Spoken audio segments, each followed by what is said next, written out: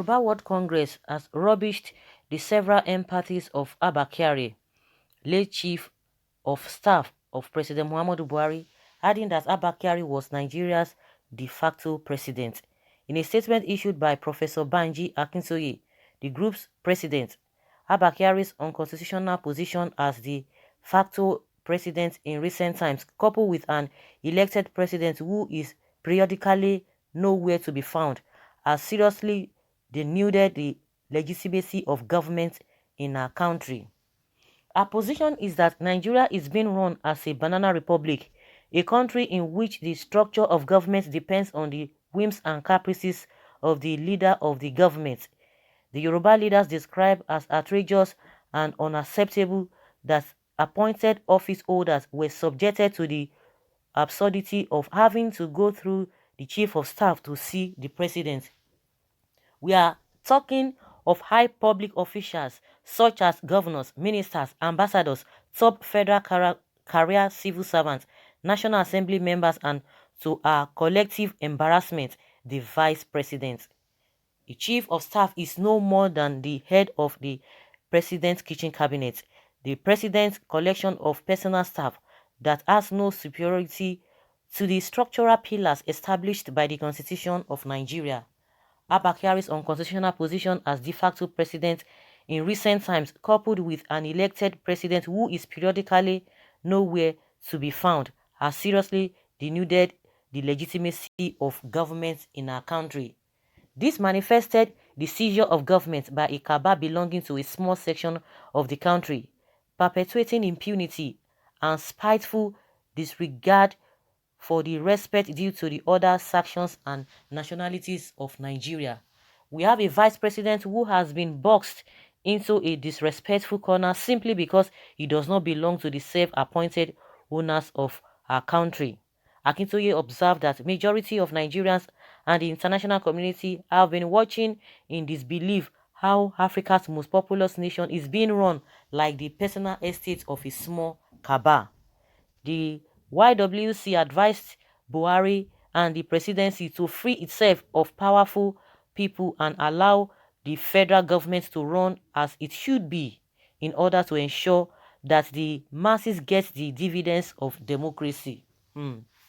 Exactly, this is what Nnamdi Kanu has been saying, that Abba Kyari was a de facto president, and which is true. You know, one thing is that people don't want to say the truth. People don't want to accept the truth. Once you are saying the truth, you become an enemy. Once you are saying the truth, it's like you are giving an injection. You know, injection is, you know, it hurts. People don't want it. They don't like it because they love evil. These are the things that everybody knows, but a lot of people don't have that boldness. The reason why a lot of people don't like Nnamdi Kanu is that he's so bold. He says it the way it is. You know, he does not need to start manipulating, try to be diplomatic, to be politically correct, to be afraid, to know how to put words, just not to offend some people. Those who are always afraid, we know them. They will sing the praises of people who they know ordinarily that it's obvious to everybody that the person is not even performing. They will be telling you, you are all correct. But behind you, the funniest thing is that those who are being deceived, the leaders who are being deceived, who wants people to tell them what they want to hear, they themselves are being deceived, because these people behind you, they say something different. But because of the favor they want to get from you, they tell you all manner of things and you'll be happy about that. So the reason why people don't want to say the truth, because they are looking for one favor, or they are just blind to the truth, or they don't just like truth, or because they are affiliated to the person that is being talked about. A lot of reasons for that. But those who are bold to talk, they will tell you keep quiet. They will tell you shut up. Why must you talk? Why must you do this? Everybody knows. Those who, and it's unfortunate that I don't know whether people are afraid, because any little thing they will look for something to, you know, on how to intimidate you, to look for things that are not even there to put on you. A lot of people are just afraid, and majority of the people who are not even ready to say anything, in one way or the other, maybe most of them have dipped their hand into kiki jar. There's one corruption or cases or the other hanging on them. They might not want to say anything.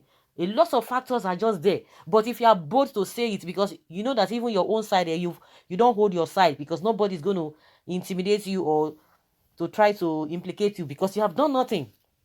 They might just try, but they will not succeed. But some people just love the evil. Even as they are suffering, some people are in that category too. They are suffering, but they don't want to, they just love it. that instead of me to say the truth, let me continue to suffer. Some people are in that category like that. So it is known to everybody. But those who are bold, they will still come out. You can't do them anything. What do you want to do them? All these people that, and one thing, some of them are even old. Some of these people that are even talking, this is a Yoruba group, this is a Professor Akintoye or Akintoye. Yes, the man is an outspoken person. He speaks. But some people, they will just try to, we don't have to do it like this. We don't have to do it like that. We have to be diplomatic. Oh, they don't say it that way. There's a way you are going to package this thing, because if you just say it like this, it's going to cost a lot of things. Because even the government, the presidency now, the government or the president's government now, they try to blackmail people. Any little thing, they say that you are inciting people. Oh, you are being the divisive because you want to divide people. But they are the ones doing it. So a lot of people just like, oh, let me keep quiet. Unfortunately, the masses that are supposed to be on one side, they are divided along many lines, along many things. It is a known fact. It is a known fact. Some people, those who are on the side of the vice president, all of them, they are just trying to be diplomatic. They know what is happening. They can deny all they want. It's obvious to the whole world. But they themselves that are on the side of the vice president, they will not want to say it. They will tell you, no, forget it. Some people don't know how to play politics. Forget. See, the yash of how don't open like this. Breeze don't blow. Don't everybody listen, and you are still covering. What are you covering for? All of them now, they are, they should be ashamed, because the rate at which they carry this. I don't know. Let me just use that word. The rate at which they hyped this APC when they were coming in. They never knew that this will be waiting for them. All this embarrassment and shameful acts will be waiting for them. See what is happening now.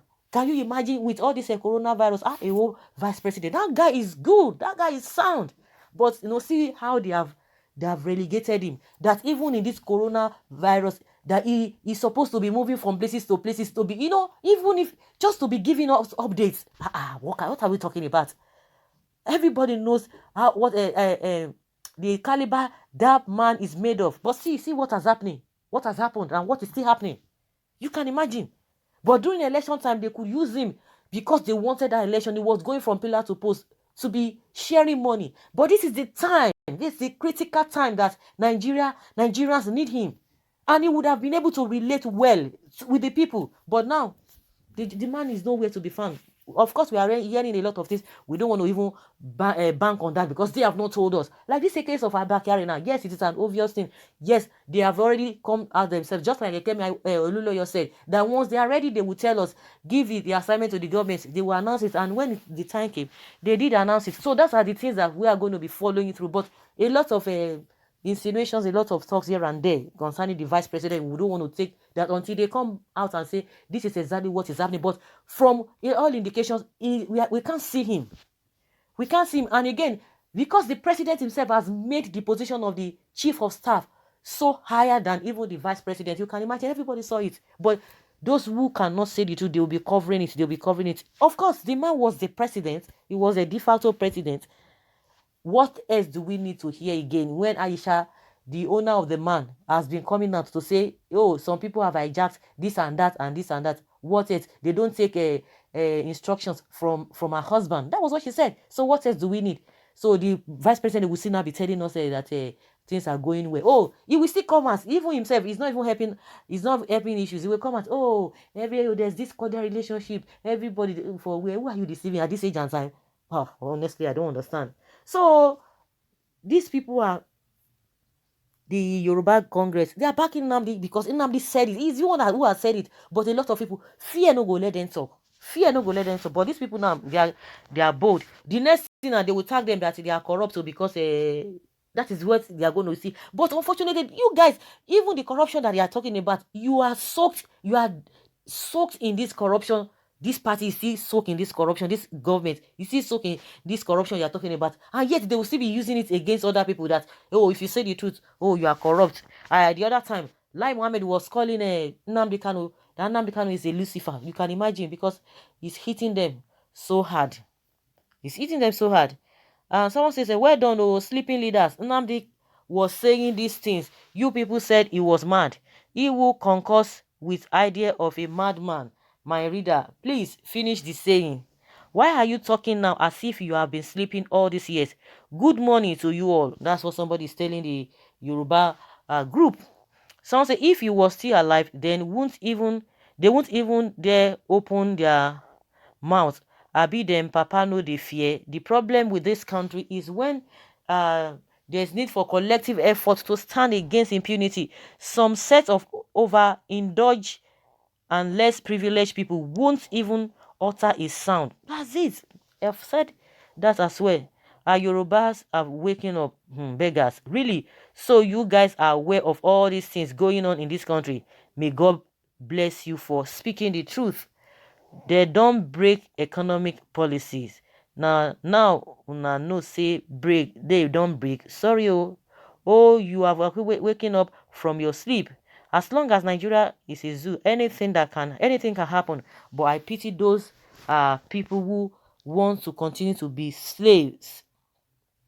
Okay, our president is an illiterate who needs the likes of Abba Kyari, the trusted lawyer friend, a lawyer to interpret whatever request presented to him by those governors who are equally doctors and lawyers of different degrees and professions. Buhari is just the arrowhead, while Abba Kyari was our president. Buhari will mourn him till 2023. Oh, like seriously? So guys, let us hear your opinion concerning this whole thing on ground. Leave your comment below and let's have your take. Thank